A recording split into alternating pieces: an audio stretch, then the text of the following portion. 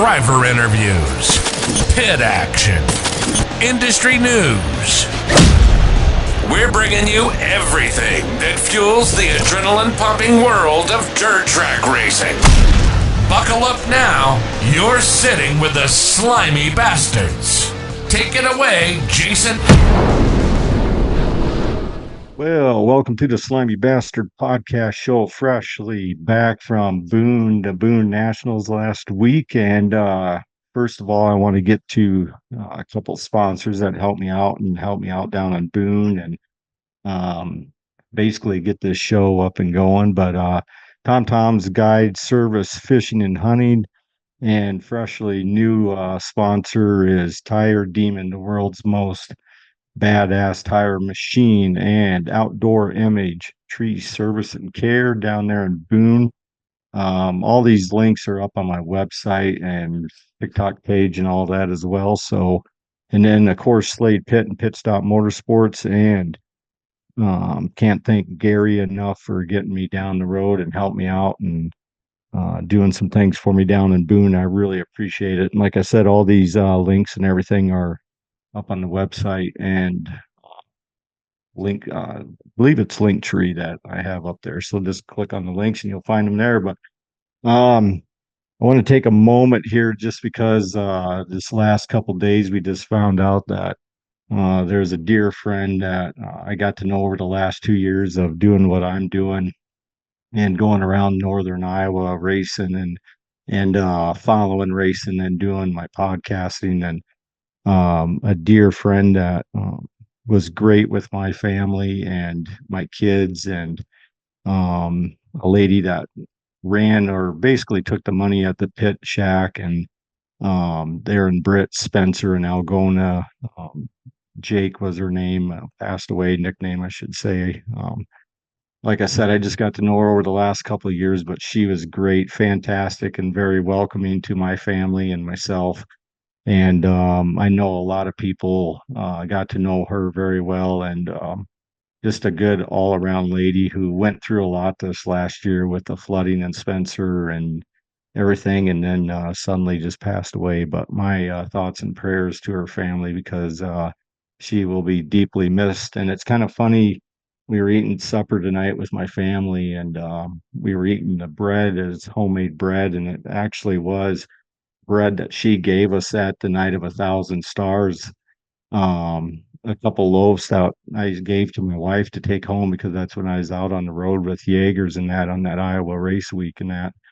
And anyway, we took one of the loaves out to have for supper tonight. And of all things, my next guest, Heath Tulp, out of Kanawha, Iowa, and little nickname himself. But it's funny, I wanted to get to this. I was going to bring this up though. You won tonight, and I'm going to start out the show with this just because of what we're talking about. But you won that night of 1,000 stars, and what's the odds of here I am eating this bread? And I didn't even realize it till my wife said this is bread that Jake gave us in Britt. I was like, holy crap, here we're eating it. And then I have Heath up on the show tonight of when you won the night of 1,000 stars. So, well, first of all, welcome to the show, Mr. Well, what do you want to, what's your nickname? I thought about this for a while, and from everybody's reaction on TikTok and with the videos and that's gone viral of the TikTok I did with your mug all over the t-shirt that says, I want to see your butthole. I think it's appropriate, Mr. Butthole himself, Heath Tulp. I've been called a hell of a lot worse, Sorry. trust me. Sorry for the long winded induction there, but no, I just wanted to say that because she was a great lady in that. But yeah, I've known her for years, man, and I think I was driving home from my boys' football game on Sunday, and I found out about it, and I dropped my jaw. I called my dad right away, and I said, "Hey, remember Jake?" And he goes, "Yeah, I remember Jake." And I'm like, "She's passed away," and her brother had it on there, and he was the flag man in Brit, and so I got to know him a little bit, Sure. but I've known Jake for years on end, Yeah. and I was just shocked. I was absolutely shocked about that because heck, I remember coming in on Night of 1,000 Stars and 10,000 Stars and seeing her, and she was always a sweetheart. She always gave me a hard time, and man, that shook me a little bit. Wow. Yeah, it's a bad deal, but um like I said, she was great to my family and my kids and all that, and just a smile on her face. And you would have never known what she's gone through over the last 6 months either, with the flooding in Spencer and everything. And um, but my like I said, my prayers and that to the family and that. So, but Absolutely. getting to some fun stuff here now. Boone, uh, you had your up and downs and that. You were actually in one of the final mains, or the qualifying mains, on Saturday to get in. Yeah. Like my buddy Justin Yeager out there, and you guys were in the same heat race, and but he didn't do so hot like we were hoping. And I can't remember where you finished. I think you were what, mid in the pack, or We got second in the heat, and then in the last chance qualifier feature, I ended up getting black flag. Go figure. So I ended up ending my whole freaking race week on lap 2, and got into a guy and spun him out, and I know it was just a racing deal, but uh, it's kind yeah, of the story of my whole week. Boone was great this year though. Yeah, I, that I God, I tell you what, that first night of stock cars and modifieds, Jesus Christ, they absolutely tore them up, and mm, I'm like, well, and then we didn't make it in the second night, and then I watched the A mains. I go, Jesus Christ, if we could have had this A main last night, I wouldn't have had to freaking take the whole body off the damn car and beat it all back out. But yeah, yeah, it started progressively getting better, and it was fun. I mean, we haven't come there a couple years, had some personal things going on, but we made it in 22, and that was a huge deal for me.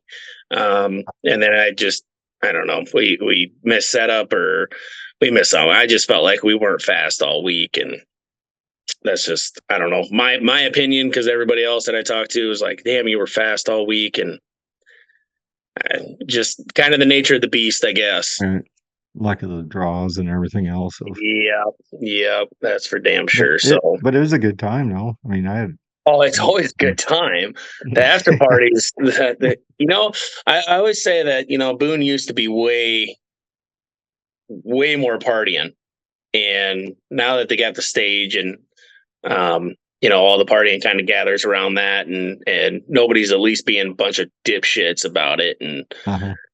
And but it's kind of corrugated everybody towards that, and everybody kind of sits around and BS's and has a good time. So it's actually a lot better than what it used to be. And then everybody driving around like a bunch of freaking idiots. Yeah. But no, it's always a good time. Um, when you were down there, because you guys were down there back in the back part of the fair, or the well, almost out Campgrounds. to the cornfields, were you? Yeah, we were pretty damn close. It's gotten so big. I mean, Yeah. and just 2 years ago, I was just outside the gate, um, to the south there, and I mean that was the end of it. I mean that Yeah. was as far as the cars went. And I mean shit. We showed up Tuesday, and I'm like, good God, everybody's out to the freaking cornfields. I'm like, how many goddamn cars we got here? And it's just, it keeps getting bigger and bigger every year. Yeah. But it's amazing how that show runs. My hat's off to everybody that puts that Oh, on, because it's just flawless. I mean, it doesn't skip a beat. I mean, you got to be on your toes. You know what I mean? oh, absolutely. I mean, the chaos that ensues the whole week, and I don't know how the hell they do it. And I talked to Brian Clark. He was one of the announcers, and he's just like, I'm beat. And I go, I freaking bet, because when I'm done racing, I go back to the trailer and take a snooze and then go up afterwards and watch the rest of the races. I said, hell, you guys don't even get a break. And, Yeah. the crew that they have there is absolutely incredible. And it flows so well. Oh. I've been to a couple of weekly shows, and I'm not talking about Brit. I've been to a couple weekly shows where it drags on till 10, 11, 12 o'clock. And I'm like, guys, we got 4 freaking classes here. Yeah. We should be out of here by 9 o'clock. Like, Right. let's go here. Yeah. But the hour intermission and oh God, yeah. Oh yeah. Got to do intermission so that way everybody can go take a piss and go get more beer and start selling more stuff. It's Jesus. I'm like, let's just get done with this so that way we can continue racing. So that way everybody can come back down and right. BS with everybody down in the pits, Yeah. Yeah. Yeah. It's funny how some of, like you said, some of the tracks are just non-skip. You know what I mean? It just flows. Brit's one of them. Brit's always been, especially this last year, has gotten really well. Yeah. I mean, hell, I think the latest we've ever raced, it was probably 10 o'clock maybe. Yeah. And they had a little intermission, just kind of work on the track a little bit when it kind of went away. But they've done a really good job this year, and I really hope the Toots come back. They did a great job this year. I thought everything flowed. Brit's starting to come back around. We had a few years there where it kind of got drugged down, and especially Night of 1,000, 10,000 stars. I mean, shit, we used to have 80 modifieds, and I think last year we had 29. Yeah, I was going to say 26, 27, I think. I mean, it's just changed dramatically. And this year they got 35, and he's like, you know what? We ain't going to send anybody home. We're all going to start. We're all going to do that. He goes, just, next year, if we got this thing, come back, tell your friends, do that. And I mean, hell, that modified race was good. Yeah. Both nights. So can't complain about that. No, I think I think the racing there was great all year around. And even in Spencer was decent too. I'm excited to see what's going to happen here in Algona. I know you run up there every once in a while. Do you run up there weekly or just when you can? Just when we can. We I got a love-hate relationship with Algona. I honestly love that track. It's just the track does not love me. And not a lot of people do right now, do they? Well, dude, I tell you what, I went there one year and we were going to race for points, and I think we raced the first 10 races, and 8 out of 10 races we came back on the hook, and it's like, is this even freaking worth it? Yeah. But I've been there a couple times this year. Track was a little rough, but it's we're all on the same playing field. It's not like one guy has an advantage and the other guy doesn't. But I'm excited to see what they have in store and see if they can, improve a little bit. Ron did a good job there all the years that he had. I know the Fair Board was technically in charge of it, but I haven't been to Spencer. I have never raced Spencer in my life. I'd love to, but I tell you that Sunday or Monday, traveling 2 hours or an hour and a half there and then having to travel back, I see all these damn races that they have and I watch them and I'm like, God, we really need to go there because that just looks like a fun track. Yeah. But we just schedule wise and my brother, my dad, he's retired, so he can do whatever the hell he wants. But my brother's a setup guy, so if we ain't got him, we got problems. So you're fucked, basically. Yeah, pretty much. He's he's taking on my dad's business and taking that over this kind of the last year and fully. And when I get him, I pretty much have to beg my sister-in-law to drag him along and try to not piss her off.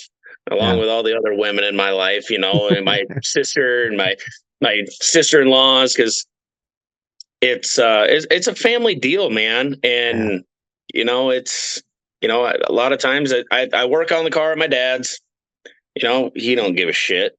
Right. So he's always there, and fucking most of the time he's sitting in the chair having a cigarette, barking fucking orders at me.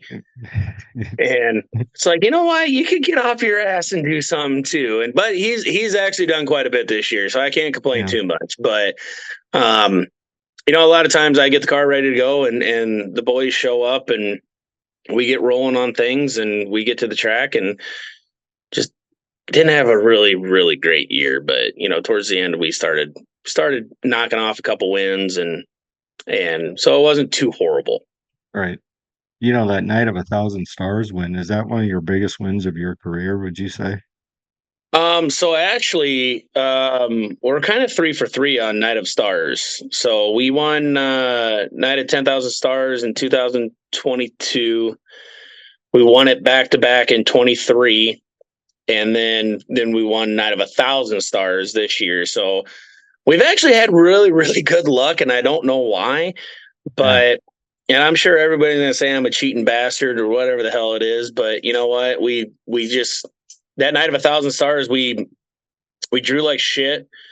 And I looked at my brother and I said, you know what? Fuck it. Let's just throw the kitchen sink at it and see what the hell it does. And, we got lucky on a couple cautions, and we just rolled the bottom the whole time. And, got past the old Super Nationals jump, and Wow. He gave me a run for my money, but we got to pull it off. So I was pretty pumped about that. Yeah. No, that was a big win for him down there in Boone. When the first time winning the Boone Nationals and that, and my hats go off to that crew because I mean, I'm in a tough situation because I've had Dallin Murdy and them guys on my podcast before, and I got to know them guys. And I mean, you just hate to see something like that at the end of the race and all that. Yeah. The way, but it's racing and that, and I try to keep both sides on the fence, of. Well, and you got your emotions high, especially after getting beat. I'm not saying what Kelly did was dirty. I mean, shit, if that would have been me, I'd have done the same thing. You know what? Yeah, You're going for a exactly. Super National champion. Exactly. And I can guarantee you Dallin would have done the same thing. Yeah. And he's won it twice. I mean, you got a guy that's raced for 40 freaking years and he's never won it, and he's won every other damn thing in this world. Right. I was pumped. Hell, I told everybody around me, I said, I kept saying, oh, the hobby stocks are here. This will be a good race. Oh, the sport mods are here. Oh, it'll be a good race. And the stock cars came out. I said, this will be the best damn race of the whole night. Yeah. And nobody, I think, was on their ass when they came across the checker flag. Dude, that was awesome. Yeah, it was a good race. And just watching it, it was a fun race. But it was also, clean for the most part. You know what I mean? Like it was but I thought even the modifieds were fun though. I thought Tanner Black ran a hell of a race. Yeah. And I think if he would have had maybe about 4 or 5 more laps, I think that would have been interesting to see what would have happened with him and Dylan Thornton. That Dylan Thornton, man, there's no one like him really. Yeah.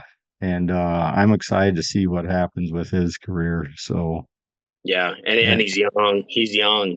I don't know how young he really is, but Jesus, to go out last year, kick their ass in the stock car, and then come out in the late model, kick their ass in the late model. Well, I don't know if he really kicked their ass. I didn't get to watch that, but and then going into his qualifier, or it was his qualifier, and he threw that.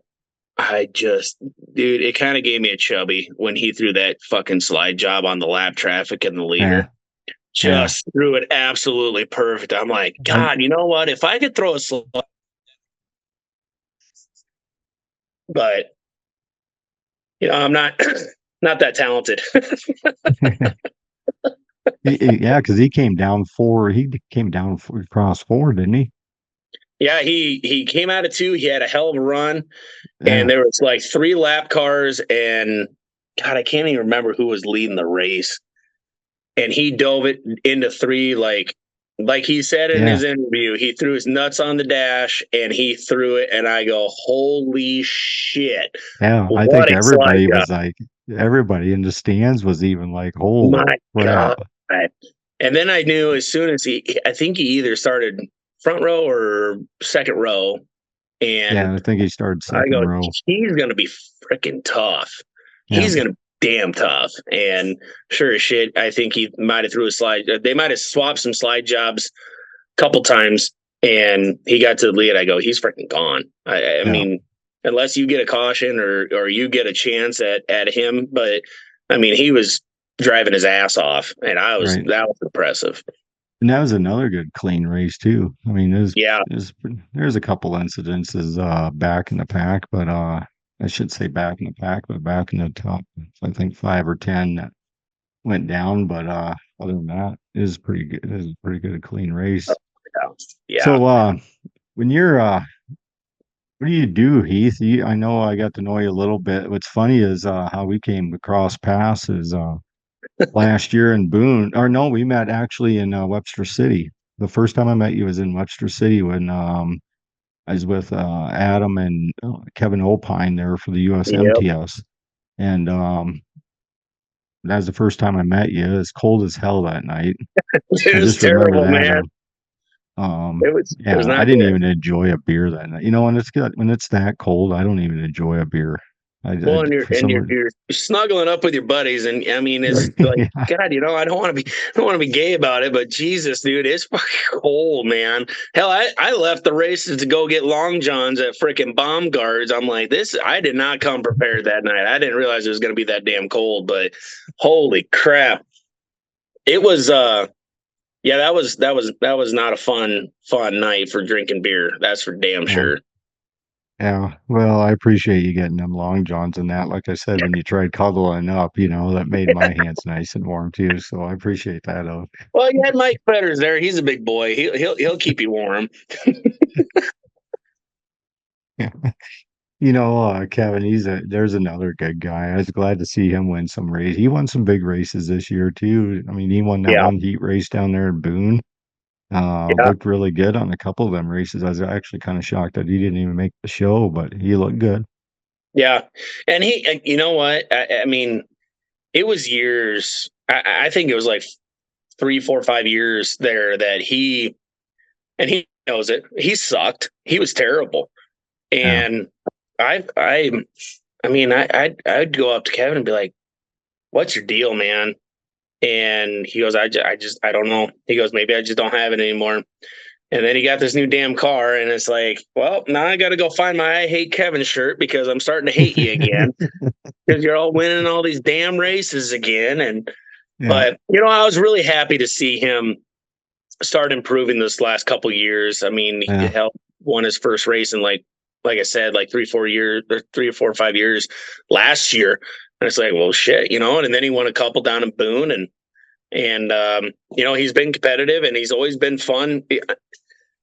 I won't say he's always been fun to race with, Yeah. but we've had our instances, and we kind of kiboshed it. And I mean, honestly, I don't think me and him have touched in shit probably close to 8 years.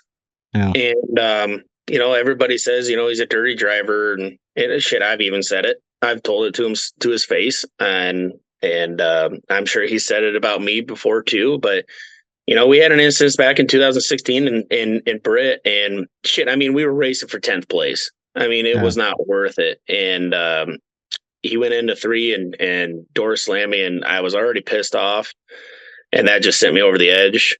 And Grant Osbig was flagging that night. And he told me afterwards, he goes, as soon as I saw you guys lock bumpers at the flag stand, he goes, I knew you weren't going to lift. And I launched Kevin off of turn 1. And he ended up coming back and fucking passing me later in that race because we just sucked that day. But I ended up calling him, and I'm like, Kevin, I said, I don't care if we beat the shit out of each other. I really don't. But one of these times something's going to happen. We're going to end up in the grandstands. And it was getting to that point. Yeah. And I said, let's not do that. He goes, you know what? I got a hell of a lot more respect for you for calling me and telling me that. He goes, don't worry about it. And that was 2016. And I can't even tell you on one finger how many times we've even gotten close and touched or anything like that ever since then. It's just, it's just the respect of the guys. And Right. if you screw up, you own up to it. If you got a problem with somebody, just talk to him. And like I said, we used to always say he's a hell of a guy, but a jackass of a racer.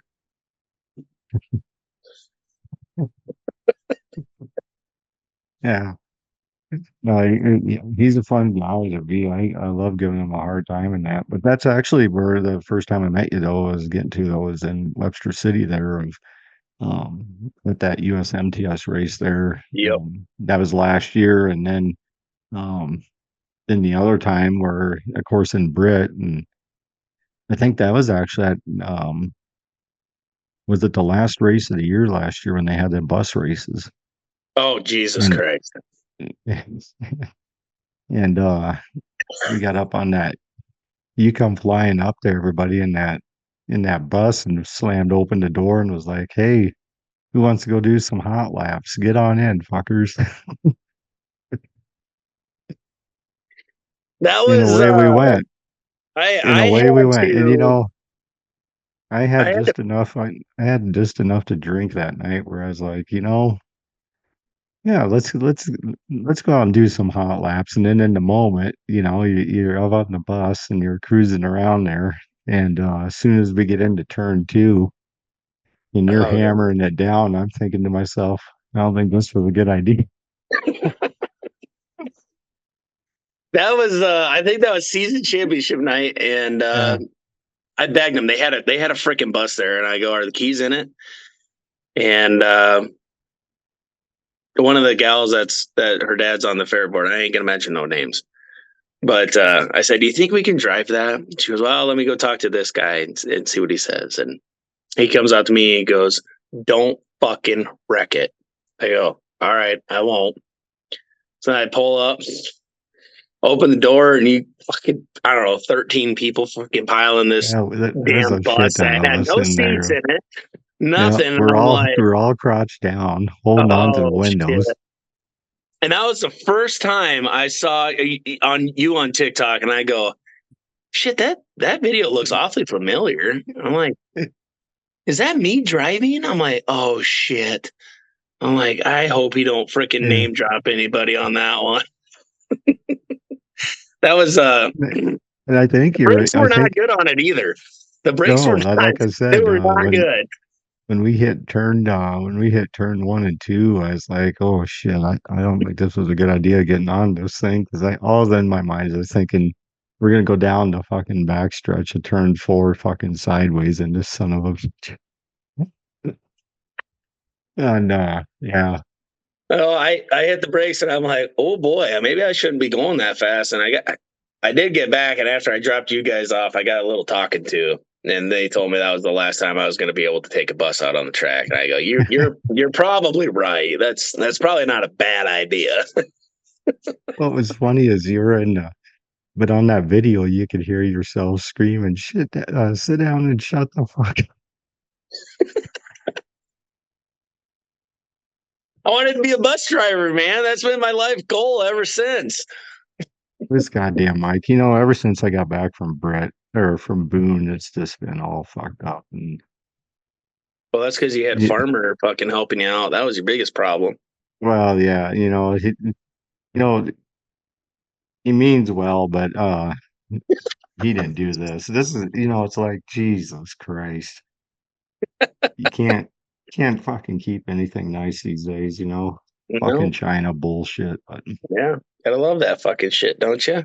But we're yeah, all stupid enough. We keep but buying shit. but no, and then of all things though, what I was getting to though is last year when I started doing my podcast, my one of my best friends, Jason Slutenhofer down there in Clarion, Yeah. is Wright County Sheriff. Actually, we talk almost daily, if not twice a day, and he called me up and he's like, "Hey, you know who you should have on your show is that Heath Tulp." And he goes, "You know who he is?" And I said, "The name sounds familiar, but where I'm new to the area and new to the racing area here, I was more when I lived out in Idaho, I followed it, obviously racing back there and I knew the guys there. And I knew some of the guys back here in Iowa, but your name didn't sound familiar. No offense, but you know, No, where I'm you not didn't that live good. that It's far. okay. No, but anyway, um, yeah, he's like, oh, you should have him on. You guys would do a fun podcast, I think, and that's where I first. And then when we met, and you know, we talked a couple times this year, and then when we talked in Boone, then we got to be putting all the sequences of where we met up in the past, and we put two and two together. We're like, holy shit, it's kind of bizarre, but yeah. Yeah. Hey, Yeah, speaking of yeah. speaking of which, you know, have you seen the old sheriff himself down there running around? You know, he's a national turkey caller of the. He was a national turkey caller of the year. Um, No, I but haven't seen it. I think you could give him a run for the money the way you said you could call in turkeys. So Well, he'd probably get fucking third place because I'd get first and second. You know, the bad part is tomorrow he's gonna fucking hear this and he's gonna come in Thursday and he's actually, it gonna won't be go, tomorrow because this isn't dropping until it's not dropping until Friday. So oh, so he'll come in next week. He'll go, oh, I heard you fucking call me out on that slimy bastard. Like, dude, I don't even know how to turkey call. Fuck that. Then he'll probably tase my ass. Said it's only $50 a charge. I mean, shit, they've threatened to tase me before. I just told them to quit being fucking pussies and just do yeah. it. Did they do it then, or have you ever been No. tased? They said it's just way too much paperwork. I'm like, shit. It'll be all right. It'll be a good video to put on fucking the I internet. I stopped in there one day to see him, and God, I love giving him a hard time, you know, because that's been the nature of our relationship. And but yeah, it's fun of getting them all wound up on different stuff. Oh shit, I There's a tell him that all the time when he comes in. I go, well, I didn't do it this fucking time. He goes, are you sure? I'm like, well, I'm not 100% sure. You know, I was drunk last night, so I don't remember. yeah. If you stick to that story, you have nothing to lose. Exactly. But when you're not racing in that, I know you have a couple of kids and that, but besides that, what are you into, Heath? Well, you know, I hunting, uh, fishing, you know, just kind of spending time with kids. You know, I coach my boys' t-ball team. Um, you know, just spending time with family. You know, Uh, family's kind of always been my biggest thing, and you know, we're really tight knit, and you know, just kind of, I don't know. I kind of live life by out of the seat of my pants, and we just, you know, we spent a lot of time together, and my dad taught me at a young age that blood's thicker than water, and you know, I've found that out over the last 19 years of racing, that people come and go, and but the last people that are always sitting there is family, and so we try to do a lot of things together, and um, you know, we lost my mom about 3 years ago in November. And after that happened, it really gave me an eye opener about family, and spending time with family, and um, you know, and I've had some personal things in my life happen, and um, you know, just, you know, getting getting to spend time and go hunting or fishing. My dad's got a pond, and um, you know, we just stocked it this year, and I love fishing. I am not a very patient person, so we stocked a lot of fucking fish in there, so that way I don't have to wait a whole lot. But you know, other than that, we just I'm on a two beer. If I don't catch anything within two beers, you're pissed. yeah, that's exactly how I am too. But when the beers are flowing, it's a hell of a lot quicker. I'm into a six pack and I got four or five fish on the stringer. It's a good day. Hell yeah, man. Yeah, I tell you, it's I don't know. I mean, I like sports. I mean, professional sports have kind of gone downhill for me. So Uh, I don't really watch a whole hell of a lot of professional sports. College sports, I watch the Hawkeyes. What's really dumb is I grew up hating watching golf. Hated golf. Hated it. I did all this shit. And I got into golf probably 5-6 years ago, and love it. Absolutely love golf. I'm not good at it, but I enjoy drinking beer and hanging out with my friends or my brothers and going to golf tournaments and shit like that. And and I got my oldest boy into it, and he's asked me shit probably 10 times this year, like, let's go golfing. And I'm like, you know what? That sounds like a hell of a plan. Let's go. And, just spending time with him, having a good time, and trying to teach him, because he's about as bullheaded as I am. Or I say is he's about as bullheaded as his grandpa. But, just whatever there is to do, I don't like sitting around doing nothing a whole lot. So if there's something to do, we'll do it. So anything and everything. Right. And how old are your kids? So Harvick's my oldest. He'll be 9 in December. And Hendrick's my youngest. He just turned 6 in June. So so they're still young pipes, but they're a hell of a lot smarter than their dad. That's for damn sure. Yeah. Are they into racing and that, or? Honestly, I'm sitting at I got a bar here, and there is race cars everywhere. And this is kind of my youngest boy's area. Yeah. Harvick is, they've always told me they wanted to race. I'm like, well, unfortunately, I don't quite have the money to do it right now, but you put them on anything with a motor and they are not scared. And it's like, that's what scares me, is they're not scared and I'm scared. So it's, I'm sure in maybe a few years, we'll maybe give it a try and get them in a go-kart and see what they can do. And if they don't like it, then, it is what it is. I'm going to tell them right now, I can't afford to buy them a go-kart, but if we can get some sponsors and maybe get something going and try it for a year or two, then they enjoy coming. They like when dad wins, but it don't happen as often as a lot of these guys. But when it does happen, it's it's pretty emotional, and I love every minute when my boys are there. And luckily, the 2 wins that we got this year, both my boys were there for both nights, so that was pretty special. Yeah. Where do you go golfing at? Shit, I've been to Britt, I've been to Belmont, been to Woden, I've been to I'm actually going golfing this Friday with old Wayne Landier and his girlfriend. Just anywhere. Anywhere and everywhere. If I can afford it, nothing like, not like PGA Tour, like fancy, because a lot of times I show up in my blue shorts and sit there with a 6-pack of beer or a case of beer or whatever it is. And we went to Boone and we golfed there, and that was me and Wayne went there, and that turned into a shit show real quick. There's quite a bit of guys that were out there golfing, actually, though, and wasn't there? Yeah, there was quite a bit of guys that was out there golfing. Ricky Alvarado, I think, was out there, and Yep.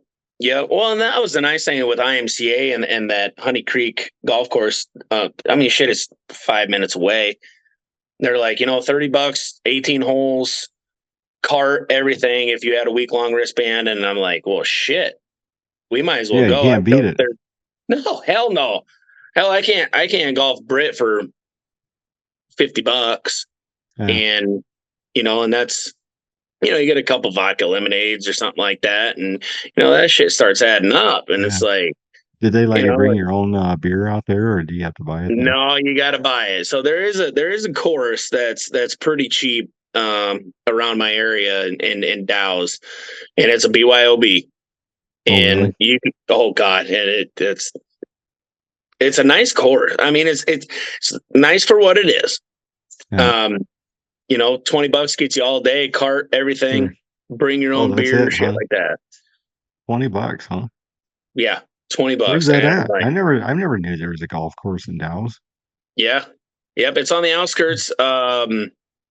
So if you go west out of town and then it kind of curves back and then you take a left on a gravel, it's on a gravel road, Huh. but it ain't bad. I mean, it's a pretty decent golf course for, for how cheap it is. I've been to some of these that cost you $100 to go play 9 holes, and it's like, Yeah. Jesus Christ, Dow's is 10 times better than this, and I could bring my own beer, and I don't have Right. to pay $25 for a 6-pack of beer. And Do they have tournaments in that out there? Or? they do. They'll do like 8-inch cups and glow ball tournaments and stuff like that. But it's kind of been run down the last couple of years, but they're trying to bring it back, and it's just such a small town, and I don't think a lot of people know about it. So that's the biggest problem. Does the Ray County Sheriff out there giving a shotgun start for that or not? You never know. That's the problem. See what I mean? This goddamn Mike just sits there and flops around and no. So I was going to ask you, when you were down in Boone there and you're out there in BFE camping and that, I found that last night.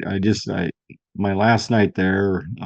Obviously, I have really good friends from Wyoming that were out here racing and that they left that right away before the mains of the nationals just to get on the road to get out there before the traffic. Right. But after they leave and that, you just kind of, for me anyway, I just kind of take that whole weekend and just absorb of what all the week was. You know what I mean? On that Saturday night, and I just kind of walked around and.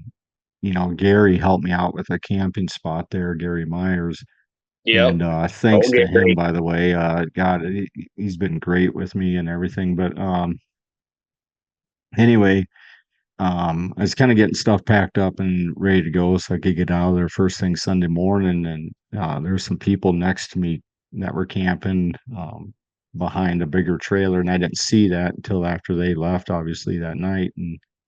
And their families and all that were out there having a campfire and that. And I just went over there just to, how I am. I'll talk to anybody. I just went to Right. shoot the shit with them and got to know them. And they actually, one of them actually heard of the show and in my TikTok page and everything. And but I found honestly, I wish I would have done that more than what I would have gone on going up to that, just meeting people up at that stage Yeah. for the little bit that I was just up there that one night. But um, I think it is cool just going around just to different campsite, you know what I mean, of just shooting the shit with people and that. And I'm sure you've seen it back there where you guys were. Was there a lot of that going on back there?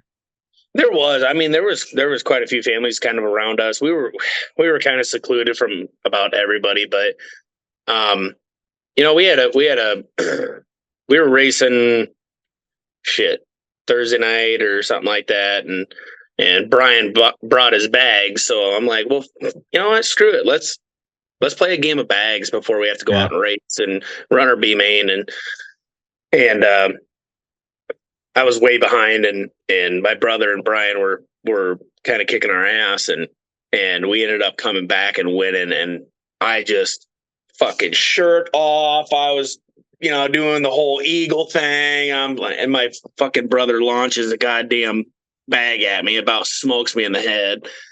And the campground right to the south of us, they were all, I bet there was 20 of them, and they were all laughing, having a good time. And Yeah. it's it's a family thing. And the first time we were there, we met a couple people from Wisconsin, and met them up on the catwalk. Figured out we were only like a couple campers away from each other, and they had me come over one morning, and we weren't racing back then. We were just there to enjoy it. They go, "You need to try this." I go, "What is it?" They go, "It's a drink, but you can only have one water bottle." I'm like, "Okay." And I hope these people hear this, because they turned me on to something that got me in trouble in college. So they go, I tried it, and I go, "God damn, that's good." They go, "It's called Summer Hummer." I go, summer Hummer. I go, Said, before this week's over, I got to get the ingredients to it. And shit, I bet that was 2009. And I still had the recipe to it. And Really? 2012, we made it in. And my dad ended up leaving after we made it in.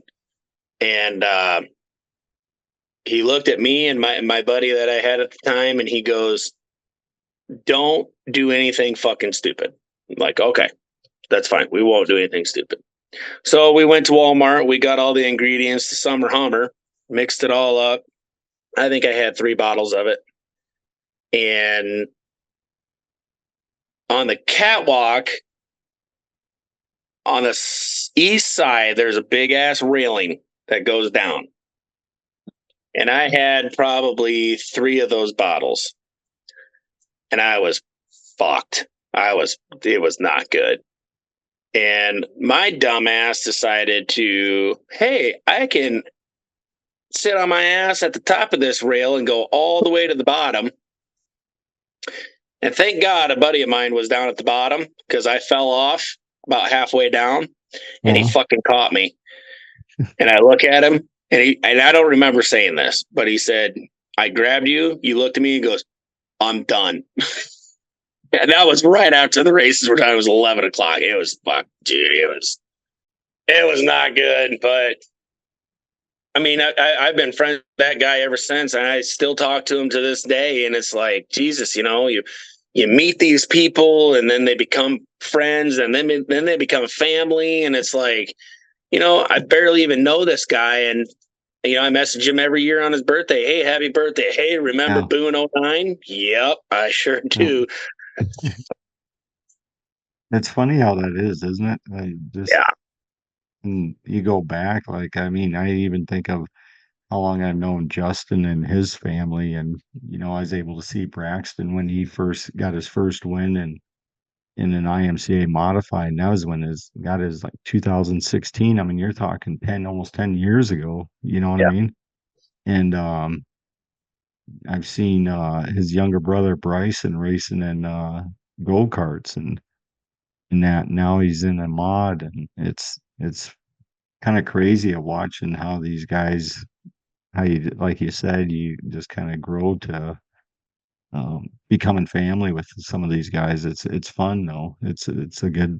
I think it's a good thing. I know, just like Gary. I think Gary and I have become really, really close, good friends, and mutual friends, and even with my family and that. I mean, my little boy and that just thinks the world of him, and Absolutely. yeah, it's I met Gary in 22, and he was sponsoring Jeremy Mills at the time, and me and Jeremy parked next to each other, and we one night at 10,000 Stars, and never met the guy in my life. And he comes up to me and goes, you know what? I like you guys' program. I want to sponsor you. I'm like, okay, I've heard this before. I'm like, yeah, okay, whatever, blah, blah, blah. It was like 2 months later, he got a hold of me and he goes, hey, I was serious. Well, we were both pretty drunk at that time. Like, we were kind of celebrating. Yeah. We were celebrating our championship and doing all that. And I go, I didn't know you were serious. He goes, oh yeah, I'm dead serious. I'm like, shit. All right. So 23 he sponsored us, 24 he sponsored us, and then he was there those 2 nights that we won this year in Britt, and we made a deal, and he's gonna do her again next year. And shit, Tuesday night I went down. He loves his Fireball. If you haven't known. Yeah. Jesus I know. Christ. I I think he woke up bought in Boone a Ogoboji one. Fireball. You know what? Leave it. We're in the middle of a podcast, and I'll be damned. Look who's fucking called me. Is it Gary? Goddamn sheriff himself. You know what? I'm gonna put him on speakerphone here. Let's do this. All right. Let's have some fun with him. Hey, Sluty. Hey, I'm in the middle of a podcast with the old Heath Tulp here. You're on our podcast right now. He wants to know why the fuck you'd take the time to interrupt our podcast. Well, I figured you'd be in bed by now. I don't know. You should be. You got to get up early for work in the morning. He's just laughing his ass off at you. That's it. Yeah. Yeah. I will bother you guys. I was going to see if you were watching this show. Yeah, I'll give him a call later, but he wanted to know why you interrupt our podcast in the middle of Ask him why he sucks at turkey calls too. Be a good podcast with you two clowns, and I just wanted to hear part of it. Yeah. What'd you say, Heath? I said, ask him why he sucks so bad at turkey calls. Wants to know why you suck so bad at turkey calls. Me? Yeah. I don't know. Tell him not to fucking come tomorrow to get a goddamn oil change either. Yeah. He said don't come tomorrow to get the oil change. You gotta take a number like everybody else. I'm coming tomorrow. He's got me. Speaking of that shirt, Heath, that thing has actually gone viral on my TikTok page. I think it's up to almost 9,000 views in less than 2 days. Seriously? Yeah. I want to see one of those shirts, Pete. I want one. You got to get me one. Yeah. I don't even know where it's at, but I know I have one. Well, I'll let you guys go. I'm good with her. God damn it. Yeah, speaking of that shirt, because that's what I mean, it's kind of a cross between me just being a smart ass with Jeremy, because he gives it to everybody else. I was like, you know what? I'm just gonna come out of the blue and surprise this guy. And by saying he's fucking up a tire, And Dude, that was the best. And here he is wearing one of your, this shirt, But who came up with this? Jeremy did. Jeremy and Troy. They. So it was last year's Super Nationals, and I was sitting at Palmer's trailer, and we were watching the freaking horrible strippers, and we're like, God, this is so bad, and everybody's kind of just chilling out, and I'm like, fuck it. Well, there's a backstory to it, but I started saying, show me your butthole. And everybody started laughing.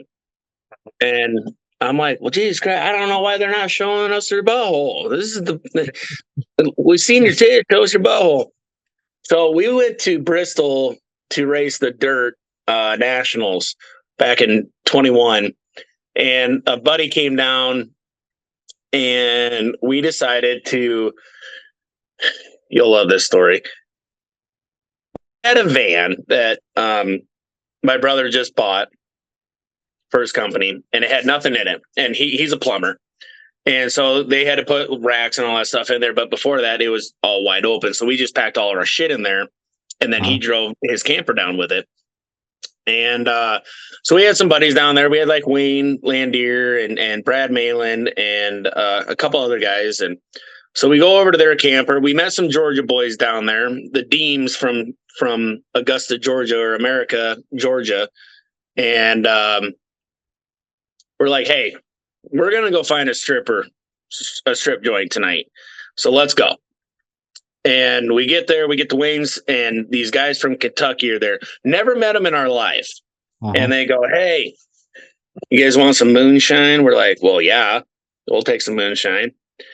And so we hand them some of ours that we had that we got from a guy. I ain't going to name his name, but used to be famous. His boy's still famous. But we hand him ours, and he goes, God damn, that's good. We're like, yeah, we know. It's Junior Johnson's moonshine, like the racer Junior Johnson's moonshine of what he started with. And how'd you get it? Can't tell you. So he goes, what are you guys doing tonight? I said, well, we're going to a strip club. He goes, can we come? Like, just met you 5 minutes ago. Why the hell not? Jump on in. So we called this van. Get on the bus. We're like, we called this van Chester the Molester. So we had 16 people in a van, and we go from Bristol, Tennessee to Johnson City, Tennessee. And we find this strip club, and it was called Fuzzy Holes. We're like, it's got to be a good one. Got to be a good one, right? So we show up. We have some of the names I just can't get over. Dude, I'm not joking. I have a fucking picture of it. It is called Fuzzy Holes. So we go in. There's your next. Actually, you know what? There's your next T-shirt. Show me your butthole, you fuzzy hole. Oh, you know damn well Jeremy's gonna fucking make some now. God damn. And so we Or go I into seen the, your butthole at the fuzzy hole. oh Jesus Christ. It was so bad, man. We went in and we're sitting there, and I mean we're all pretty tuned up. And we get done there, and I get a lap dance. In Iowa you can, touch their boobs, touch their ass, do all that shit. Well, I went back for a lap dance that Wayne bought for me. And I'm like, all right, cool. The music starts playing and puts her ass in my face. And wow. She turns around and she goes, you can't do that. I go, like, what? I can't do what? She goes, you can't touch us. I'm like, oh, okay. So she does it again, and I'm fucking stupid and do it again. She goes, well, you're done. 30 seconds into the fucking song. I'm like, oh, shit. So I walk out, and I look away, and I go, well, that was a waste of $75. We're sitting there, and everybody's around Sniffer's Row, and we're like, dude, this place sucks. And this new stripper comes on, and we had one of our Georgia boys up there, and it was his birthday. So he got the shit beat out of him. And this new stripper goes up, and my buddy Brad, he's wearing a hat that literally says, show me your butthole. And I'm like, I don't know where you got that, but I want one. So she gets up there. She is not up there for 10 seconds. And he goes, show me your butthole. She turns around and she goes, we don't do that here. I'm like, oh, fuck. I'm like, I think it's time to go, guys. So 16 of them freaking get up and we start walking out. And this gal, she walks by and I go, I'll give you $20 if you show me your boobs right now, because everybody kept their clothes on. And she goes, really? I go, yeah, I got $20 right here. She shows them. She's got electrical tape over her nipples. I'm like, what is that? She goes, oh, we can't show our nipples in Johnson City, Tennessee. I go, well, Darius Rucker's a fucking liar. Here's $5. And we walked out. That was it. I'm like, this sucked. It was horrible. But I tell you what, we still tell that story to this day, and we all freaking bust out laughing. It was just, it was a terrible time, but always a terrible time turns into a good story. Right. But so that's where it came from. So fast forward, and then Jeremy had these shirts made up. Mm-hmm. Did you know he was doing it, or? I had no idea. I had no clue. He hands me a bag. Or no, he walks up in the shirt, hands me a bag and says, here you go. I go, where the hell did you get that shirt from? He goes, I had it made. I go, oh. He goes, yeah, Troy got new shirts this year, and they said we can get as many as we want in any different color, any different logo, anything. And I go, oh. And I start reading the goddamn comments, and I can't even remember what the back says. But I know one of them says, Heath Tulp says, Kelly Shryock's cute. And I'm like, all right, guys. I said that's good, and they've had a couple good ones. They've shown me a couple proofs of a couple other racers that we raced with, and if they would have made those, I'm pretty sure they would have had to get 1,000 shirts because they would have sold them all. Really? All of them. Oh God, I don't know how the hell they come up with this shit. I really don't. I have no clue how they come up with this shit. But the best slogans, best sayings, and the sad part is it's all shit that's actually happened. Yeah. But they just make it into just a. There were some comments of guys on my TikTok page that were like, "Where can I find these shirts at?" Oh, and Jeremy's like, "You tell me how many you want to order, I'll get them for you." I'm like, "Oh Jesus!" And I was like, "I'm gonna do new merchandise next year. I'm gonna get new sweatshirts, new shirts. Put the car on it, put the sponsors on it." I've had more people ask about them goddamn shirts than actual racing T-shirts. You know what? My podcast logo better be on that fucker too, because you get me a fucking sticker, I'll put her on there. I'm not talking a sticker. I'm talking the full size, like Bryson Yeager logo thing that they've done up of. I'm just giving you a hard time, no, but that's okay. Shit, I'm here for a good time. I ain't here for a long time, but I'm here for a good time. Are you done now for the year then? Yeah, I think after getting the shit beat out of us in Boone, I had the body off that car more in Boone than I had all year. And I'm just like, fuck this, man. They have that 10,000 win in Deer Creek, and we thought about going to that, and Dad goes, "Are we gonna go?" And I'm like, honestly, I don't even want to. Boone kind of ruined it for me, and so I think we're just gonna. I think I'm gonna take the body off on Sunday, power wash everything, get new bars, get new bumpers, get everything kind of ready to go, get a new body put on, and start getting ready for next year because we didn't have a very good year. I mean, we had bad luck at the beginning, and it finally started turning around, and that was really the only reason we went to Boone is because we made it into the All-Star qualifier, which we completely fucking sucked at that, and we didn't have good luck. And I knew our luck was going to turn around, and if I didn't have bad luck, I wouldn't have any luck at all usually. But I think we'll just get ready for next year and get things going and kind of because I got a farmer I help, and I know he's getting antsy to get in the field too. So, and I'm kind of limited on time of being able to help with him, and so kind of do that and be ready to go for next year. Now, do you ever go down? Like, do you travel like out to Vegas or any of them, like in Arizona for the Winter Nationals or anything like that? Always wanted to go to Vegas. Last couple of years, it's just been Vegas is expensive. First of all, just even being there, but and then taking your race car down there, it's like, it's going to be dry. It's going to be slick. They race on it one time a year pretty much. Yeah. And it's for the Vegas Nationals. And my dad actually goes down to Arizona during the winter. And then we were watching the broadcast on Saturday, I think it was, and they had the Winter Nationals on there. It was like 2 weeks in a row.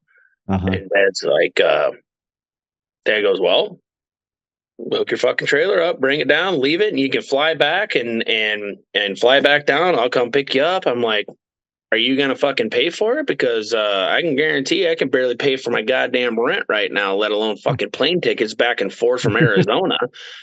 I don't give a shit. Let's fucking do it. I think it'd be a good time. And I think it would be a good time. I think it would be a hoot to go down there because I've seen a bunch of guys from up here that we raced competitively with. You had like Chance Hollitz, you had Andy Altenberg, you had these guys that go down there and they just absolutely dominate. And it's like, we race competitive with them. Why can't you go down there and win a few races or something like that? And I've always wanted to. It's just it never really pans out, especially working for the county. Snowstorm, shit like that. I mean, they're really good about giving us time off, but I always feel obligated to have to stay and do that. But we've been to Beatrice once. Other than Bristol. I mean, that was about as far as we've ever gone out. But did you have fun out there? Was that a good race for you? The Bristol or Beatrice? Yeah. When you pulled out the Bristol. Oh, that was a once in a lifetime opportunity, man. I'm sure it was. That was awesome. And we had the in-car in for every single one. Got it on YouTube. I mean, you can go watch every single race that we had there. And I tell you, it was pulling in the first time because I've never been to Bristol ever for a NASCAR race, nothing. And we were pulling in for practice, and I'm like, you know what? I'm gonna turn the camera on here just to kind of get my reaction and shit like that. And I pulled in, and I'm like, oh my god, like this is immaculate. This is just the coolest freaking thing I've ever seen in my life. And we didn't do too terribly bad. We qualified in, started 18th in the main and finished 13th or something like that. But you know what? It was just about the experience. Right. It was so cool. And did you go out there with Fetz? Did you guys no, travel together or not? I think Fetz went out the next year after that. Okay. I think they went out in 22. We went out in 21 when they first did it. And that was when Dallin won that one. And hell, they both, him and his dad, they just dominated that whole week. But it was cool. We met a lot of cool people. I mean, I don't know how many people really remember him, but I did. And we met David Rudiman down there. And we were sitting in staging, like getting ready to go into the deal, and we're sitting there waiting, and he was parked kind of behind us, and I'm like, "Fuck, that's kind of cool. It's Dave Rudman, And he kind of waves me over, and he goes, "Hey, come here a second." And I sat down, and I bullshitted with him for 30 minutes and talking about how we hated Kyle Busch and all this stuff, and now the sad part is I do like Kyle Busch because he raced for RCR, but I got to know him and found out he was as for how many people were there. I was 6 trailers down from him, and we just became good friends. And that year after we got done, my dad and my mom was still alive then. Dad goes, "Hey, let's go out to North Carolina and we'll go see David." And so he went out there. He spent about a couple days out there, and the next year, my mom, or that later on that year, my mom passed away, and my dad always went to Arizona with my mom. And I'm like, just go out to North Carolina, spend 2 months with Rudiment, have a good time, do whatever. And he's like, yeah, I think I might. And I said, then good, maybe I'll come see you, something like that. And he ended up having a stroke out at the Florida, I think it was like the World Nationals or something like that, or whatever. He was there racing with Rudiment, and I called him up. He just didn't seem right. And he's like, I think I had a stroke. Like, all right, well, you need to go to a doctor. And he's like, nope, ain't going. I'm like, well, I'm booking a freaking plane ticket, and I'm going to come take you to the doctor. And sure as shit, get out there, and he's about as hard headed as anybody. And so we ended up not going to a doctor, but we ended up spending a week out at Rudiment's and getting to know him really, really well. And it's amazing the people that you can actually meet in dirt racing itself. And it was just cool. He opened his arms to us and let us, see a shop. He builds beat modifieds, and I told him, I'm like, man, the one thing I want to do is I want to see your house. That's all I want to do. I want to see your mansion, because you're a NASCAR driver. I just want to see how cool it is. And he gave me a tour of his house. He let us see his trophies, let us see his race suits, helmets, stuff like that. And I just thought that was kind of really, really cool. So, but yeah, I mean, we had a hell of a time. It was a good time, and I would never not do it again. Yeah. That's for damn sure. So it's kind of cool to see, really, the dirt on Bristol, though. I thought it was awesome, really. I loved it. I absolutely loved it. And NASCAR could have made that work if they would have just taken the damn windshields out, gave them tear-offs. Yeah. I think they could have made that work big time. And I think that could have been a hit. But I mean, I get where they were coming from and stuff like that. Because I mean, I'm a pretty big NASCAR fan, always have been. My dad was a senior fan, and so I was a senior fan, and then Junior came into it, and so then it was kind of like dad and son thing. Like dad loved senior, and I loved Junior, and I think they could have had a hell of a killing there, but it just didn't kind of pan out. And I understand because they always had good races there and on the asphalt itself. So but I think they could have came to Knoxville or Eldora or something like that, and an actual dirt track, and made it work so much better. Because I always miss. Do you remember when they used to do, like, it wasn't called a Dream, but it was called like something with all the NASCAR guys, and they always raced late models. You remember that? Yeah. It was back in the late '90s, early 2000s, wasn't it? Yeah. And I loved that race. It was like I can't remember. It was all fundraiser. Like whoever won. Yeah, you're right. It was for like a cancer deal, wasn't it? If I remember right. Yeah. And they all raced a late model, and they had their color schemes. And I always thought that was just a badass race, and I really wish they would go back to it. I really do. But kind of is what it is, man. Yeah, nothing. Yeah, because you have all the control in the world for it. So, my God, we're going to give We're gonna give old Heath a call to see. I Yeah. don't, My this ain't name ain't going Dale on. Jr., man. When he says something, it fucking happens. Well, you It know what? fucking happens. Old Rick Ward, I think, is in tight with him. Maybe we can get this thing going again. Hey, I told Tim Timmy, Ward, I Rick, should and say. Amy, I told them all, I said, all I want to do is meet Dale Jr. That's all I want to do. That's all I've ever wanted to do. Shit, back 17, when he was getting ready to retire, I got tickets to Phoenix race, and that was where my parents were at. And I got garage passes, and I'm like, I'm going to stand at this damn garage until I see Dale Jr. And I stood there for 2.5 freaking hours. And I finally look at the pit guy or the gate guy, and I go, "Is Dale Jr. ever going to come here?" He goes, "You never see him."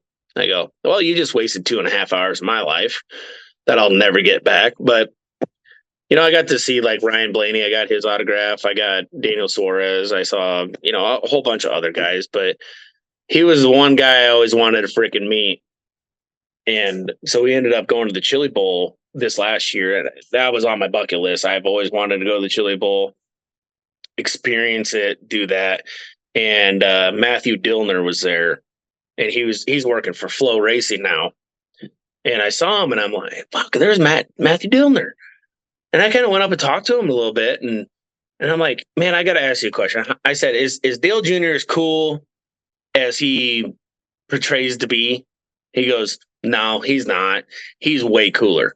I'm like, "You gotta be fucking shitting me." He goes, "No." He goes, he is a down to earth dude. He's just so popular that everybody just, he can't have a moment to himself. I'm like, I went there a couple years ago. I went to Junior Motorsports, and I said, all I want to do is meet him. He goes, if you ever want to meet him, he goes, go to a track that he's announcing, and you sit in the freaking front gate, and he'll sit there and he'll talk your freaking ear off. Like, well, if I could afford to go to a NASCAR race again, I probably would try that, but I can't fucking do Well, that. there's one in Iowa this year. I know. I And wanted to go so freaking bad, but damn, man, it's sold out. I mean, it's sold out in what? 24 Less than hours. yeah, it was less 24 than that. I hours. think it was like an hour or so. It And it was, sold out right away. and that was a good race. I loved it. That was, Yeah. I mean, that I remember we went out when that track was first built by Rusty Wallace. We had a Chevy group in Belmont, where I'm originally from, and every Chevy dealership got tickets to it. And he goes, "Hey, I'm not going to go to this." And he asked my dad, he goes, "You guys want to go?" We're like, "Fuck yeah, we want to go." And so I was actually one of the first ones to actually go around that track and with another guy. And then it went downhill there for a while, and IndyCar stayed there. And then all of a sudden they announced that they're coming back to Iowa. And I'm like, holy shit. I'm like, this is coming for full circle here. Like, Yeah. this is going to be awesome. Yeah, I'm looking forward to it next year. I'm hoping I can get some tickets to it. That'd be fun. Yeah. Yeah, it looks like it's a good. I've never been there, so I couldn't tell you. I've had guys tell me I need to come there for an ARCA race and that they were going to do Yeah. some stuff, and but I never came to fruition of what was going to take place. That was last year when I first started my podcast because they wanted me to do some stuff there, but I don't know what ever happened with that. But no, I've never been there, so I couldn't even tell you what the track's like or anything. But Have you ever been in uh, Knoxville? one time, and honestly, it was I think I was in 7th or 8th grade. So that would No, have it's been been a while. God, that was back in the late 90s or late 80s, early 90s. And that's when Steve Kinzer and I remember Steve, my dad and I met Steve Kinzer and Sammy Swindell and all them down there. That was quite the experience down there of. And I Yeah. can't remember, that was a whole different time of racing though. I mean, really, if you stop and think about those early days of racing, it's not like what it is now where it's so I mean, into bigger series like that. I mean, you could even take late models now. I mean, late models are getting to that point Oh, where God. you got to have credentials to get down to wherever to see these guys But they're getting to the and point and of NASCAR stuff yeah, now. yeah, and back then it wasn't really like that. You'd buy a pit pass and you go down just like what you would at just like in Boone. You know what I mean? Yep, And and get to walk by their cars and hang out and yeah, talk to them and do all that stuff. yeah, and that's that honestly, I'd much rather do that and spend a Saturday and Sunday or whatever, like what I did this week or this last prelude with my son and or my family, whatever who's with me. But I'd much rather do that than pay a lot of money for credentials just to go down there and do, you know what I mean? Does that make sense? Absolutely, Because absolutely. like you said, you don't get to see these guys like you do like at your local tracks and local big shows like what IMCA is doing. And to me, that's just it's more what do you want to say, laid back, if that makes sense. Late, absolutely. I mean, anybody can walk up to your trailer and ask you for a hero card and do that. I Right. mean, that's I mean, even when we went to the Chili Bowl, I mean, Larson was there, and I got a picture with Larson. I got his autograph and stuff like that. But shitty part was he just wrecked out, so he wasn't all chatty go lucky, Right. then. But they're like, yeah, he's a really good guy. If you get him, if you get him by himself. But they had it all gated off. You couldn't go Yeah. into the pits. You had to have credentials, and it's like, guys, we're Yeah. at a dirt track. I mean, everybody Right. knows you're here. So at least Yeah. be, visible or something like that. But Right. no, the reason I asked you if you've ever been in Knoxville is I've never been there. Oh, really? I've Yeah. never been there. You know, And I kind of wish, they do that Harris Clash up in Deer Creek, which yep, I'm not going to knock Deer Creek at all because that's one of my favorite tracks to go to. I love watching racing there. But I'd love to see. I never got to see because they used to do the yep, Harris Clash in Knoxville. But I've never. I think that'd be kind of cool if they mix that up. yeah, Of yeah. I've never been to Deer Creek either. Oh, really? Never been there Oh to man, watch that's nothing. That's a great track of, I was going to touch this on when you were talking about Arizona, that Kokopah. I think honestly, those are probably my top three tracks in and around all around the country. Really, is Boone, Deer Creek, and Kokopah is right there. I think all three. That Kokopah is just so cool to me, anyway. I mean, it's if you're up in the stands watching and you hear 'cause it's like down in, right? It looks Yep, down in. And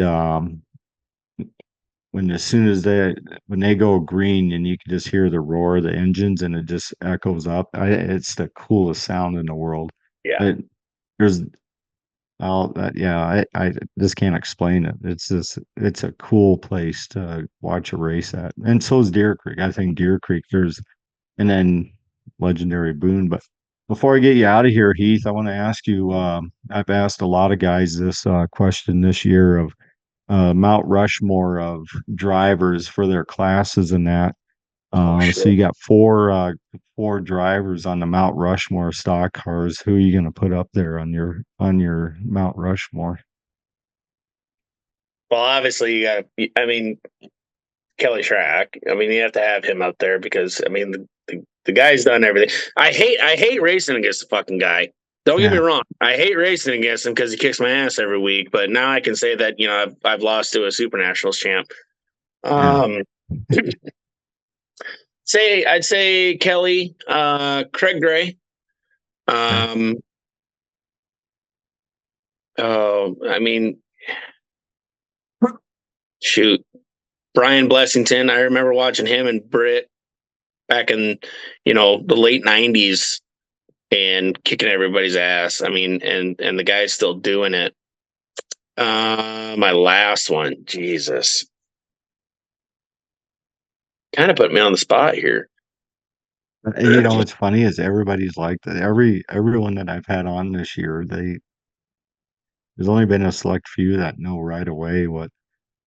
It's Oh, kind of funny to me, really. It it it I think there's depends though, more. because it's really hard, really. I mean, Yeah, fourth one. Um, I'd probably mm, say just because I raced against him before he retired, probably Larry Portis. okay, I would say them four. We've I've raced against all of them. and they're all class acts. Well, I take that back. I didn't race against Craig Gray, but I grew up with him. And my dad, that we actually did back in 22. Real quick story before you take off. My dad and him used to work with each other, and my mom got a t-shirt from Craig, and she wore this thing like thin, like it was pretty much see through. And so after my mom passed away, we ended up doing a throwback to him, and it looked just like his last car that I absolutely love. It's just white, purple numbers, just sparkly as shit. And it was and then, you know, of course, that next year after we lost mom, we ended up winning a track championship, and we won like 4 races that year. So it was kind of a good throwback. Sure. You know, he's helped us out when we first started racing. He scaled a car. He came down to my dad's place, did all that stuff, and he did it for nothing. And so that was kind of my way of thanking him for it. And the best part is he cried when he saw it. So that's what got me. So yeah, you know, for a minute there, I was kind of shocked. I thought maybe you're going to say Parker Slagle there on your Mount Rushmore, being you're wearing his T-shirt there. So you know, get a little Parker out of Eagle Grove, Iowa. You know, I've actually tried to have that fucker on about 2 different times, and you know, he's all too fucking about mainstream. himself. You know, He's just all about himself. You know, he's just fucking. You know what? He gets to do whatever he wants to do, and no, he's good. Yeah, I like Parker a lot. He's I was walking by his trailer last year, and I hear out Rolling, and I'm like, who the hell is calling my name? And I'm looking around because only a select few people call me by my last name. You know what I mean? yeah. And it's usually the ones that are from Clarion, where I grew up. And so I'm looking around. I'm like, who the hell is calling my name? And I look up, and he goes, up here. Well, Corey Spora, who used to be my brother-in-law. He's my ex-brother-in-law. He was married to my sister for a while. And he was hanging out up there, and went up there and had a couple beers with them guys and that. And that turned into be an actually, that was the night that we went out on the bus with you. Oh, shit. And now that I think about it, is that night. Oh, yeah, I know old Corey. Because Parker was up on the bus with us because we were in his pit that night. He was. Yeah. And I go, I don't know why the hell you're getting on here, because you've seen me on the fucking track. You're going to get on the goddamn bus with me now? This is not going to end well for both of us. Sit down and shut the fuck up.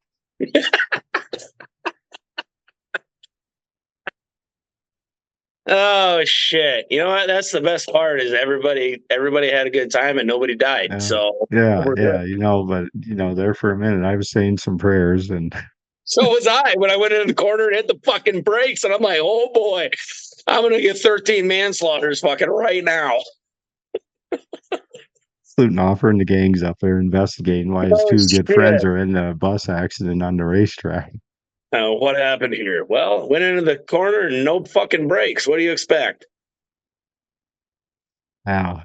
Well, shit, with that, Heath, it was good catching up with you. It was good seeing you in Boone and hanging out for a couple drinks and that night. And hell yeah. And it was nice meeting your dad and brother. And speaking of which, you know, Brian Whipple was supposed to come on with this episode with us, and I'll tell you what, that guy did. I want to know how many meals did he make up for you guys? Because he was staying with you guys in Boone. Every meal. Every meal. Christ. You know, that's what kicks me. Now that I know that, because I was trying to find you a couple nights because I knew he was making some stuff, but oh man, dude, he made this. He's cooked for us for the last, I want to say 3-4 years, and he brings his trailer there. He brings food. He missed a select few nights, but you know, I've known Brian for the last 14 years. And he's stuck with us, and he's been a huge sponsor for us. But I did want to mention this. He looked up a new recipe, and he had a hot dog with hamburger wrapped around it. And I go, God, I don't know how that's gonna go. And I fucking bit into that. Holy shit! I go weekly meal right there, at least twice a month, at Really? least. Oh God, man! And I tell him like he goes, I'm gonna do ribs. I go, Brian, the only way I eat ribs is if it's fall off the bone. I hate Yeah. having to fucking tear into it. I have never had a bad rib. Yeah. Never, No, never. it's even the boneless ones that he did in Boone for the salute to veterans. Holy crap, was those good. Yeah. And I mean, that's always been his passion, and that's always been his thing. And I do want to give him a huge shout out because I mean, shit, we slept in till 10:30, 11 o'clock every day down at Boone, and he was up and he had breakfast ready to go. And he's been a really great friend of mine yeah, for all no, these years. and for what little time that I've gotten to know him, I mean, he hell of a great guy and fantastic smoking Oh yeah, deal. I actually did a logo up. It's on my TikTok for those that want to see it. And it was kind of cool seeing his reaction in that. And yeah. um Yeah, he but just, I mean, and he don't ask for much. And, he goes free will donation, shit like that, yeah, and he does it every week. And, yeah, I mean, I'm surprised on how many people actually come down and they're like, hey, can we get some food? And he goes, yeah, come on in. We got beans, we got coleslaw, we got ribs, yeah. we got burgers, we got, Cooler of beer, I mean, water, pop. if you leave the racetrack and you come down to our pit and you leave hungry, there's something fucking wrong with you. Yeah, yeah, Absolutely. And he brings us beer, he does that. And he used to give us tires and stuff like that. And I go, Brian, honestly, the food and the beer and all that shit that you give us, I mean, that's more than enough. I yeah, mean, we don't have to pay for anything. You come in, you get us food, you pay for a lot. I get yeah, it. But he's him, Kathy, his stepson Logan. I mean, yeah, he's trying to do something pretty cool, and hopefully it all works out for him because yeah, he's been a hell of a good friend of mine and a hell of a good sponsor. So and yeah, most of the time before he even gives me money, I fucking throw him on the car. It's like, Brian, I'm not even going to ask you because I don't need to ask you. yeah. And so it's yeah, he's good shit, man. Good shit. No, and what he did in Boone that night for the free meal for all the everybody in the pits for Yep. with Todd Van Van Eaton Eaton and all of and them, and Gary and all them put on Jonathan Logue and all them guys. I mean, that was just fantastic. I mean that yeah. um hats off to IMCA for letting that go on and all that because I know a lot of people were pretty well, I should say very satisfied, but a lot of people were just what they end up serving is like how many Oh, pounds of he said Van Eaton told him like 400 or no 500 people, and I think he went for like 1,000 or yeah, 800 or something like that. And he goes, we sold out, or we were done in an hour and a half. I go, holy yeah, shit, dude. I'm like, damn. He goes, he goes, the people were generous. And I said, well, that's the only way that you can keep coming back. And it says it right, right on his free will deal. He goes, it's free will, but if you want us back next week, you gotta help us out. And he goes, right, we were more than blessed. And I'm like, yeah, well, that's good. Cause he called me the next day after it all happened. And he goes, you'll never fucking believe it. I'm like, oh, I bet I can. And then he told me, I'm like, holy shit, you weren't wrong. I can't believe that. I'm like, yeah, Jesus Christ. I said, good for you, man. I said, that's yeah, that's fucking awesome. yeah. No, and like I said, it's a cool thing that he's doing for a lot of guys, and like he's come on to help me out a little bit. We're gonna do something next year for everyone that's been on my podcast and that. I think we're gonna do it in Boone for at the salute to veterans again, Hell just yeah. as like a private thing for the drivers that's been on my podcast and everything of um so my Absolutely. I can't thank him enough just because he's done a lot for a lot of guys and I wish he was on tonight just give him some recognition and that and give him a hard time just because he's a fun guy to give a hard time to. Oh yeah. So Oh, yeah, the best part is he gives it right fucking back to you too. That's yeah. the best part. So but with that, Heath, thanks for your time and oh, I want Absolutely. to get you out of here on this real quick. I wanted to know where your number 50, is it 50 or 50T? It's actually 50, but when I go to Boone, I always put a T on the end of it. Okay. Is it just because of all the 50s that are there or what? Yeah, I think Matt Gilliam got 50, and then I don't know if there's a couple other ones there, but every time we've qualified in, we've had 850 T, and so that's what we always go with, and Sure. but yeah, that's what we always usually do. So Gotcha. I was just curious where that number came from, and when I was talking with Jeremy that day when we did that video for TikTok, um, I was kind of curious. I was like, I wonder where Heath got that number 50, and he goes, well, that's because he drives the age of that number.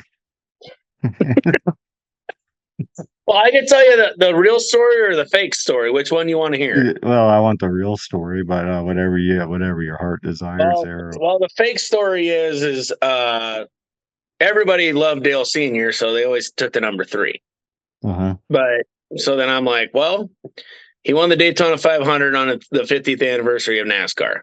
Okay. So I'm like, that's where I got the 50. The real story is I bought it with the car.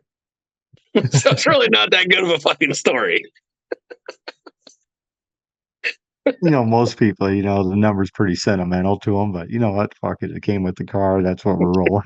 Yeah, we did. We bought it back in 04, and it's like, well, it's got a 50 on it. Well, do we want to change it? We're like, nah, fuck it. And then, I bet I went 3 years, and I'm like, I've had people ask me, like, why do you have number 50? I'm like, I don't. Came with the car. Yeah. Like, I just kept it. And then I'm like, I watched the old video of the Daytona 500 in 98, and I'm like, that was the 50th anniversary of the Daytona 500. I'm like, maybe I'll start saying that instead, and not make me look like such a fucking dipshit. So, I asked everybody, I'm like, do you want to hear the real story or the fake story? And they're like, well, we want to hear both. I'm like, fuck. So, it's funny how guys come up with their numbers and that. This one takes the cake, I think. So, in other words, if you get a new stock car and the numbers say 73 or 74, that's what you're rolling out with on the new car? No, absolutely not. Nope, ain't doing it. Can't do it now. I told my boys, I said, maybe when I turn 50, I'll retire when I'm, because we're number 50. And I told my boys that night, and then about an hour later, both my boys look at me and go, Dad, we don't want you to retire. We want you to keep racing. I'm like, all right, well, then maybe I'll have to change my number by the time I get to 50. Then I'll have to go to 51 and then 52 and 53 and just till I can't do it no more. Just go up the line. Yeah, just keep going. Fuck it. It was Heath Tulp and then 78. Like, I'll be like George Gill and fucking in my 80s and still doing it. And Jesus. Yeah. Hell, you never know. With that, man, thanks for your time, and we'll talk probably sometime here down the road. And hopefully, I'm looking at maybe going to Arizona this winter here if things work out in my favor here. And hopefully, you're down there and we could see each other and catch up in person and that. But thanks for coming on and taking the time. And this is nice seeing you down in Boone and around other tracks and that. And best of luck to you next year and that. So.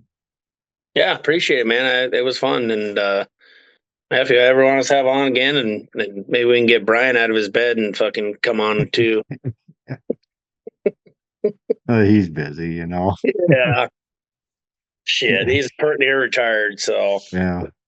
Again, thanks to Pit Stop Motorsports out in Rock Springs, Wyoming, and Slate Pit, and of course Tire Demon, Tom Tom's Fish and Guiding Service, and our door image and tree service out there in Boone, Iowa. And thanks, Gary. And go check us out on all the links. They'll be posted on with the podcast and everything. And special shout out to some friends that I met from Nebraska and Missouri. You guys were awesome on Saturday night and that, and spreading the word of the podcast and my TikTok page and everything. So with that, thanks, Heath, and till next time, toodaloo, buckaroo. Pit Stop Motorsports, Dirt Tracks Racing, largest inventory trackside parts service. We keep racers on the track, located in Rock Springs, Wyoming, and coming to a track near you. Check us out on Facebook at Pit Stop Motorsports. And tell Slade Pitt the slimy bastards sent you.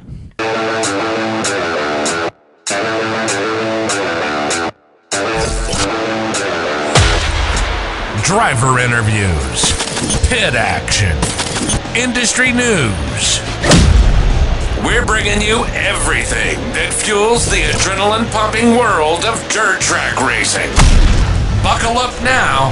You're sitting with the slimy bastards.